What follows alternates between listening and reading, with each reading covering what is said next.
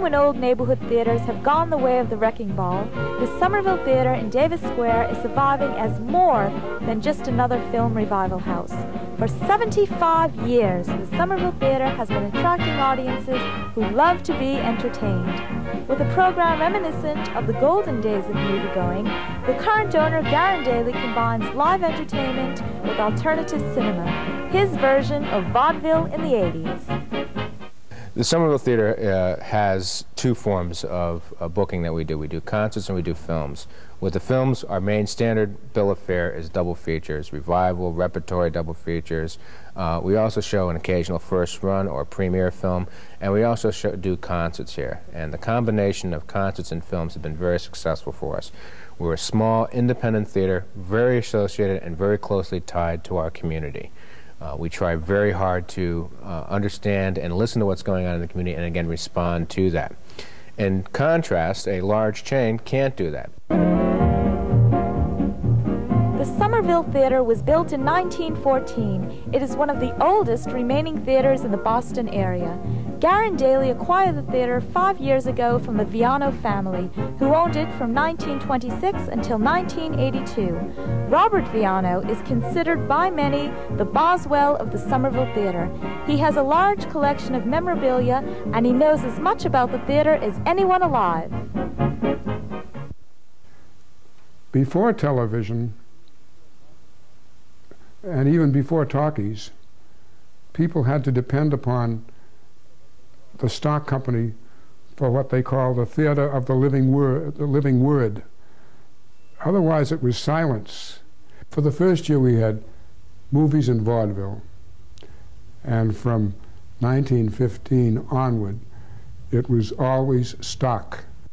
We also had people who became famous after their Somerville days.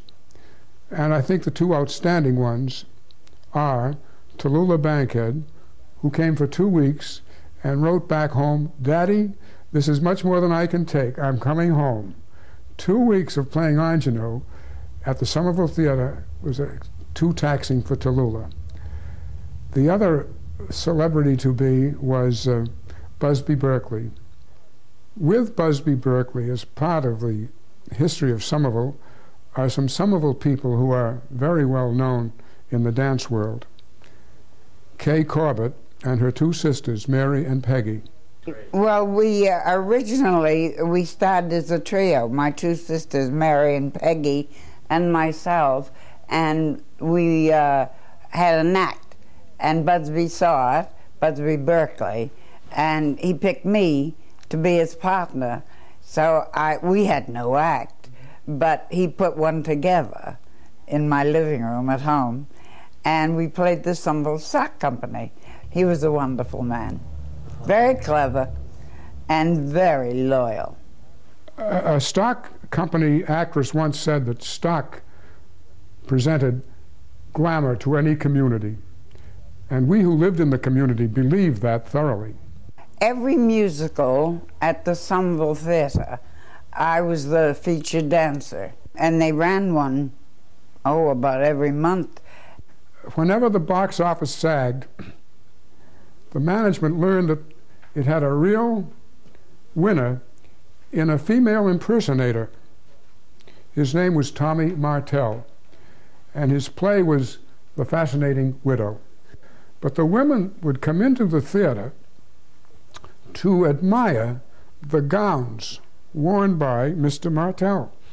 We had a wonderful time. It was really, it wasn't like working. It was like a reunion. We'd all get together and, sit around with black coffee and things. Then Busby opened his own theater in Boston, and I played there. And then he went to Hollywood and became famous, of course. Due to the Depression and the popularity of talkies, stock companies died out.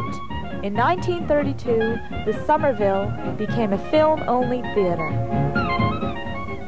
Somerville Mayor Eugene Brune remembers the Somerville Theatre. My thoughts about the Somerville Theatre have always been good memories. Back in those days, you know, you could go to the Somerville Theatre for 10 cents, and you could see a double feature, and it was always a double feature with the Pathé News.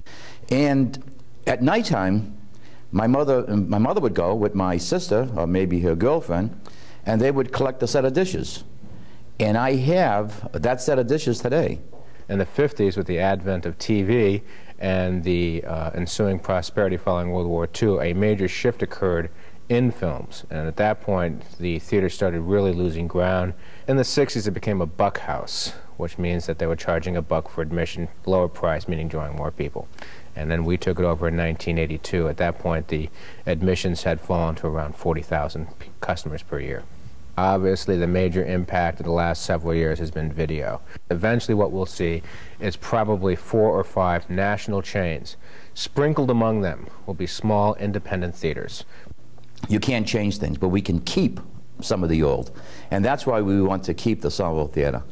I mean, just taking a look around, you've got a lot of nice detail that you're not going to see in any modern theater. You know, you come to see a movie here, you can go up to the balcony, you have a huge screen. You know, it's a very comfortable theater rather than one of those cold little shoe boxes with a screen at the end of a tunnel and you're just kind of looking at it rather than enjoying the entire experience. You could see from every seat in that theater. It was a beauty. I hope they never close it. Garin Daly is the most encouraging sign I have seen because he breathes life into the theater. It makes me feel very, very happy because I feel that it's built up into something that's going to last.